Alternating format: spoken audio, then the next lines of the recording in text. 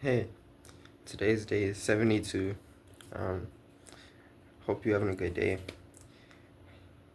I'll start my off pretty cool. I just got back from working out. As you can see, sweat. Well, half of that's also off. I'll be spraying that on me so mosquitoes won't get me. But to start the video off, I want to talk about Jack Piggott. Um, I'm pretty sure you know him. He's a well. He's not like. I mean, he's pretty known. I feel like we make the how do you say um I feel like we talk about known in a way of like millions and millions subscribers, but he has at least 1 million, I think. So my whole point is he's pretty known for this thing, like about talking about his addiction with pornography. And he's probably one of the most known guys that's made a video about his past addiction.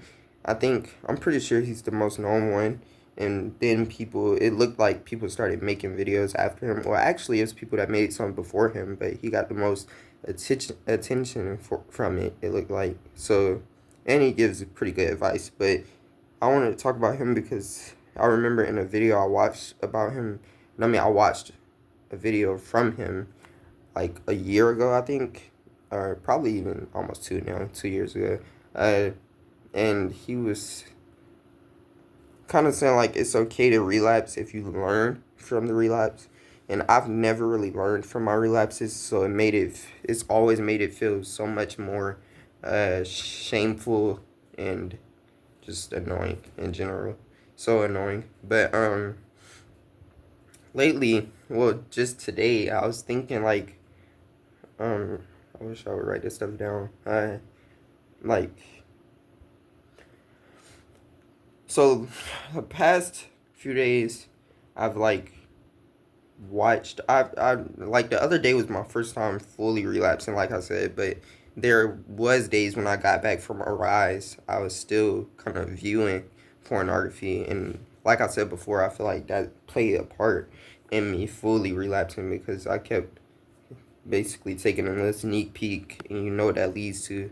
Um and I just realized like all this time all the time before I was in my room when I was relapsing and stuff, like, and it was just it was like it felt like I could only end up watching porn when I was in my room, but certain times I would like, well, I just realized like it's certain times I get an urge even when I'm not in my room. So I just thought about like just not having my phone on me at all. Maybe I'm still gonna be out of my room, but maybe just not even have my phone on me either, because I could still get an urge. If my phone is near me in the living room, I could just literally just grab it and then just walk to my room, and then still just. I mean, especially when you give in, you really just like kind of don't care anymore. It feels like, at least that's what it feels like for me. You don't care about the consequences of it or anything. So, um, but I don't know. Lately, I've been feeling way I've been feeling weird because of relapsing, but also I don't feel so down versus the day that I first failed again, because, and that was only like 2 days ago. I don't feel as bad as I usually do because before I fully relapsed, I was already still like releasing in junk without pornography though, but I was still releasing, so that still was um, making me lose my energy. And I feel like if you lose your energy versus watching pornography and you release watching that versus when you release without it, you still lose the energy. So like, I don't know. It's like how people, how people talk about semen retention and stuff.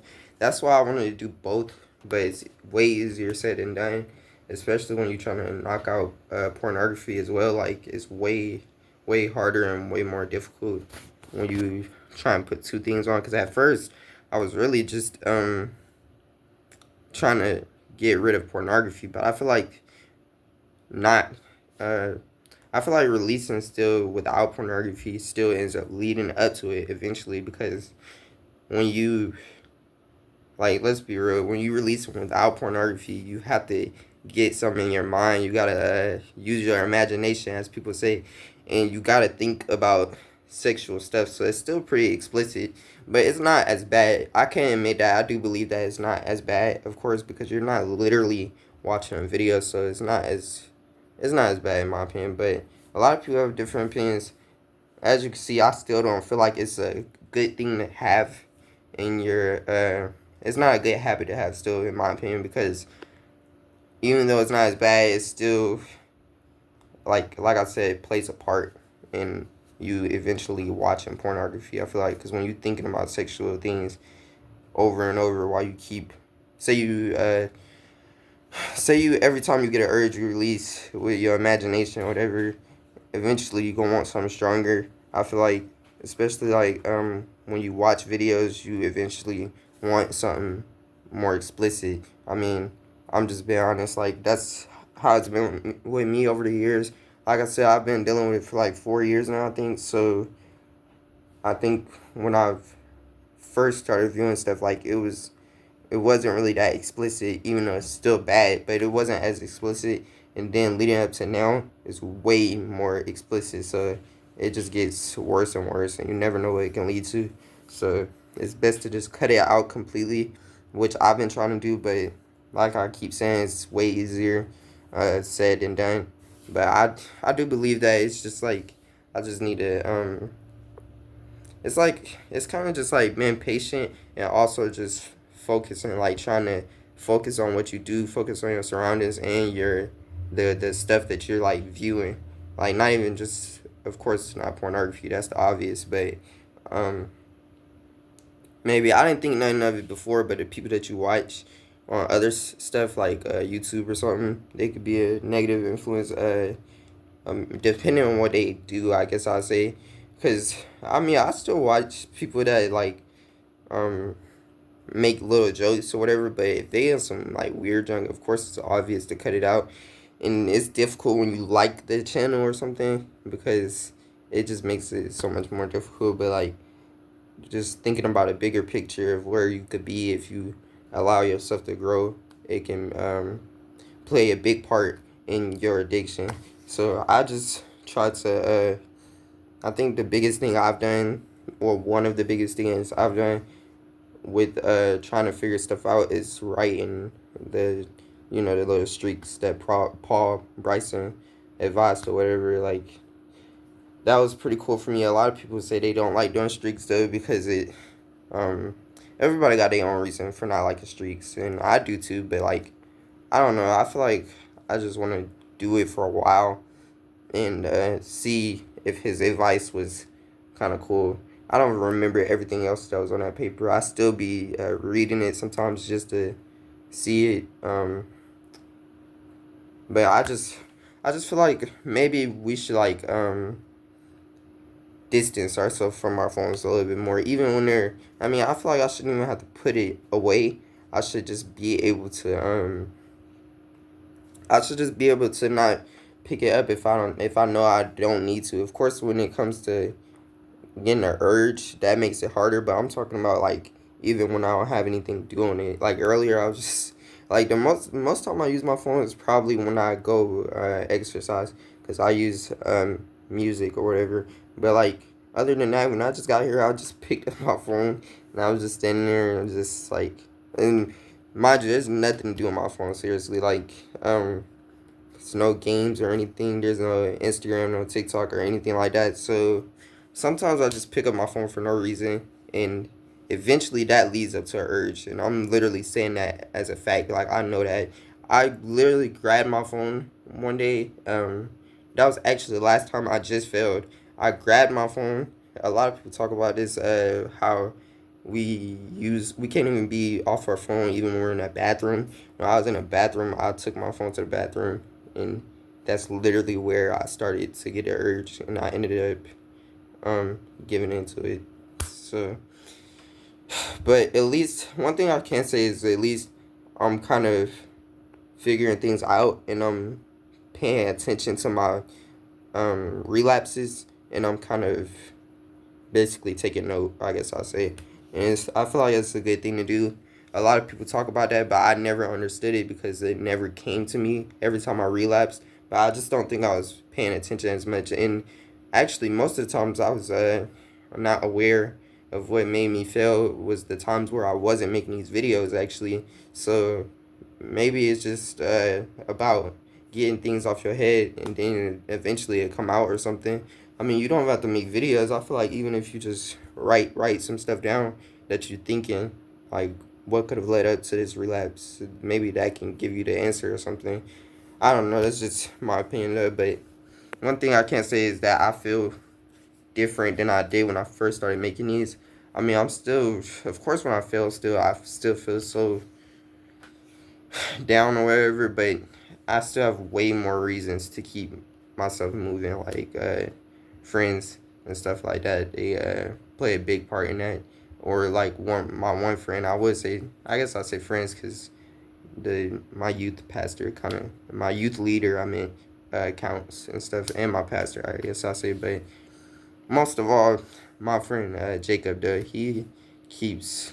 I don't know why, but like I don't have to talk to him sometimes. Just thinking about what part he's played in my life and in my journey through this addiction, like I don't even know if I said it. I wish I would have rewatched the video. I was actually thinking about it before I made this. At a rise, when I went up to the altar, and wasn't when I got baptized. I don't know why I'm gonna say baptized. When I went up to the altar and got saved, when there was so many people, like I said before, there was so many people I couldn't even go up to the altar. Like I was literally behind people that were already like praying and stuff, and I had to be behind a lot of people. And I wish I could kind of help you visualize this more, but if you're not familiar with like I can't say a rise because a lot of people probably go to church and they're still not familiar with that, but like um yeah, I feel like if you're familiar with being like the thing about being saved, I guess I'll say that you know what it looks like, but just imagine that also with 7,000 people, like because it's a possibility that you still didn't hear about Arise, but like it's just so many people, and I was behind a lot of them. My youth pastor was with me, and then Jacob was also with me, and we prayed for me or whatever. And then I actually didn't know how it worked at all, to be honest. Like I said, I'm still new to Christianity and stuff like that, but it's like I just didn't think much of it about like growing in it. Like it felt like I could never really get used to it for some reason because it always. I think it's just the fact that I grow up in a I'm growing up in a day and age that's like thinks of God and everything like it's so fake and it's like dumb or whatever. And that's why it was hard for me to get into it because when I first got into it, I still had thoughts about like this is weird, like this is so weird or whatever. So I'm gonna just be honest, like even when I first started praying and stuff, it felt weird. I'd just be sitting in my room by myself while I'm about to eat sometimes or something, and I'd just be praying, and then I'd be like, why am I even doing this? Like it just feel weird, but now it doesn't. So it shows that you can kind of get used to it, something that you don't think you can get into. But my whole point is I'm going all over the place. But my whole point is about Jacob at Arise. Like me praying and stuff, they pray for me, and then basically my youth leader walked me through the prayer, and he had me say the things that he wanted me to say, and then he told me I was saved, and I was just like, I mean, okay, because I didn't really know what it meant at the moment, to be honest. So I was still kind of confused, and but along the way of like that was like the second day we were there, I think, like, and then like the fourth day I was familiar with a lot more. Like it's crazy how much my youth leader taught me in that amount of days. Like I don't know everything still. Like sometimes I still get confused, especially with the Bible and everything. There's so much like stuff, but like it's just like I'm able to understand a little bit more. like when I got back, versus when I first was leaving, versus when I never left. So it was good for me to go, but when we were done praying and everything, I look up at Jacob and he's just freaking crying, bro. Like it was a crazy moment for me because I'm usually the type of person that tries to hold back my tears, especially when I'm outside and when I'm just around other people in general. Like it feels weird. Like the only time I've usually ever cried is when I'm alone. Maybe like sometimes when I'm sad about something, to be honest, or just stressed out about something. Even with the addiction, actually, I've cried about the addiction because it was so frustrating. It's still frustrating, but I don't let it get to that point. I try not to get it to that point. It's not even about trying to be tough or something nowadays. It's just like not letting it get to my head that much. But before, it definitely did. That was way before I was talking to as many people I do now. I wasn't really talking to anybody, to be honest. But like, it's my whole point is just that having a friend like this it plays a big part in something like this, in an addiction, any addiction, I feel like, because it gives you some type of hope. Like before I had any type of connections with a friend or anything, all I could think about is the negative. But now I sometimes think about the moments I had with friends, like with good people or something like that. Like it's just way better to think. Every time you have a negative thought, you could just throw in a good thought. Basically, is what I mean. You could replace the bad thoughts with good thoughts. So that makes me want to just keep try and make more friends like this or something. I don't like to have a lot of friends though, also, because like it just, I don't know, usually when you have a in my opinion, when you have a lot of friends, it's just it just ends up in chaos or something. It usually, for me, I feel like, or but it just depends on who it is, of course, because when I used to have a lot of friends, I was like, I mean, they were literally, and it ain't even just them, because I was way different too, but it's just about looking and seeing what type of person people are and then choosing if you want to stick with them, basically. And I just do that way more now. I feel like before I used to just talk to people just to not feel so left out or something. I mean, and that's just stupid. But I don't even remember how I started this video off, to be honest. But I just wanted to make a video earlier. I wasn't gonna say this at first, but like I am gonna start being more consistent with it. I keep saying that, and then I end up changing my mind if I relapse or something, and it just throws me overboard or something. But like I said earlier, I just feel like it's about being patient and focusing on what I'm doing. Like, just stop, just stop moving so fast, I feel like, or something. I might not be right, could be right, but my whole point is that I just need to take it slow or whatever, like, and not overthink it. But thank you for watching, and wow, bro, that's crazy. I just had a sock on inside out the whole time I was on the rain. But thank you for watching. See you on day 73. I think today is day 72. I think I'm right about that, but I'll see you on the next one. And sooner or later, I probably should have more to talk about. So I want to keep talking about relapses and stuff. Probably won't even have the time to talk about relapsing when I get into school. Because I'm going to be involved in way more stuff probably this year. It's my last year, like I said before. And yeah, just having a job and everything. Half the time, I'm probably not going to be home. But yeah, there's still going to be times where I'm here. And I got to make the decision to... I gotta make the right decision on to not feed into it. And I actually want to end this video off, but like another thing I wanted to say is like a lot of people, actually I'll say that for the next video. But thank you for watching. See you on day 73, and good luck to you, and keep trying. Bye.